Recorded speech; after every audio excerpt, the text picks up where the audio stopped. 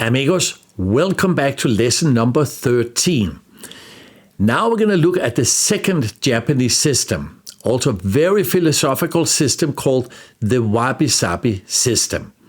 Now, Wabi Sabi, I don't know if you're familiar with it or heard about it before, but it's a very interesting system, and it is a companion to the Kaizen system. And I first heard about it in art.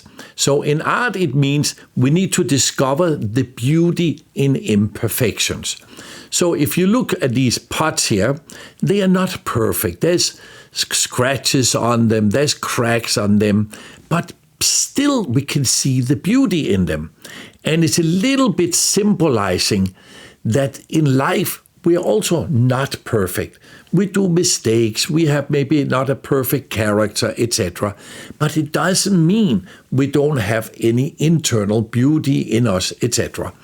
Now, and today, many books are written about this idea of the Wabi Sabi system, and they're using this for different areas of life. For example, the first book on the left, How to Find Perfect Love in an Imperfect Relationship. Think about this for a moment. Of course, a marriage cannot be perfect all the time, but it doesn't mean you cannot love each other. You cannot be connected with each other, finding anyway the beauty in that marriage. Or Wabi Sabi about improving yourself.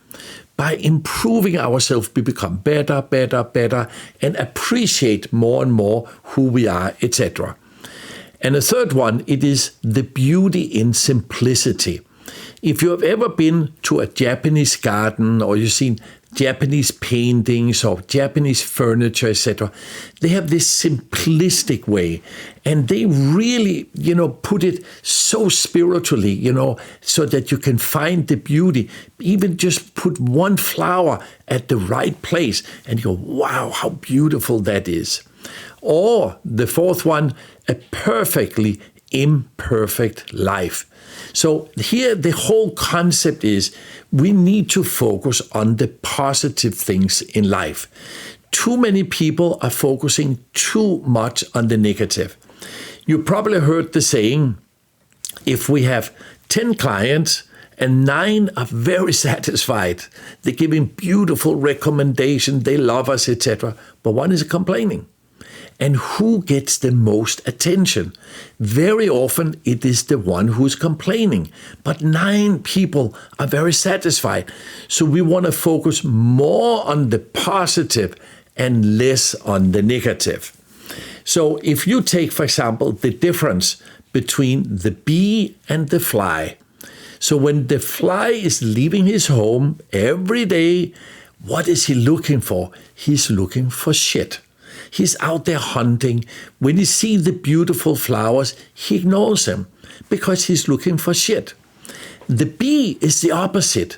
The bee is looking for the flowers because he sees the beauty and the value in the flowers. So he will ignore all the shit he sees on the way, and then he finds the flower. And he can see in the flower the opportunity to take whatever he needs from the flower, bring it home to his beehive, and convert it into honey. So here in life, are you more like a fly or are you more like a bee? So, of course, there is shit going on in the world. We are not stupid, of course. And there's a lot of stuff we need to improve on. But focus more on the positive. The same, if you look at this house here, let's say it is a summer house. You could go there, you can spend the summer. It's not a perfect house. There's a lot of problems. It's cracks and wind and rain coming in. But it doesn't mean you cannot enjoy an amazing summer in this imperfect house or location, etc. The same, if you look at these 2 ladies here, maybe they're just a little bit overweight. But it doesn't mean they shouldn't enjoy life. It doesn't mean they should not fall in love with themselves. Because if we look at it, what is the body? The body is just meat. Some people, of course, has a nice meat and some people not so nice meat, but it's just meat. But we as a human being, our living soul or spirit, whatever you will call it, what is more important, our character. Not just focus on the material things, but the character of who we really are. And a few years ago, my wife and we went to Singapore to see a very special event. There's this man called Nick Vujicic. He's Australian, and he has an amazing life story. He's born with no arms and legs. And during this event, there was 8,000 people who came to listen to him. And it was one of the most impressive experiences in my life. And he explained, how is it to be born with no arms and legs, and how depressive it can be, and how the environment is so negative against it. He says, I don't know why I'm born with no arms and legs, but it doesn't mean I shouldn't enjoy life. He went through all the possible barriers, and he ended up becoming one of the most successful speakers or motivational speakers in the world, has an amazing family, 4 children, etc. And what we learned during that event, it is to appreciate our life. Because very often we take things for granted. Well, we have parents, but they should take care of us. We have a job, the company should take care of us. We can go to the supermarket, we can buy stuff. We take so many things for granted. And we say, well, just give me. But we don't appreciate it because we have so much of everything. And we forget, if you're married, maybe you don't have a perfect spouse, but you have a spouse. Appreciate your spouse. Appreciate there's somebody who wants to spend their life together with you. Appreciate your parents. Maybe you don't have the most perfect parents. Maybe they didn't give you the millions of dollars you really wanted. But it doesn't matter. They gave you life. Your children are maybe not the most intelligent or the most beautiful children in the world. It doesn't matter. It's your children. Appreciate them for who they are, how they are, etc.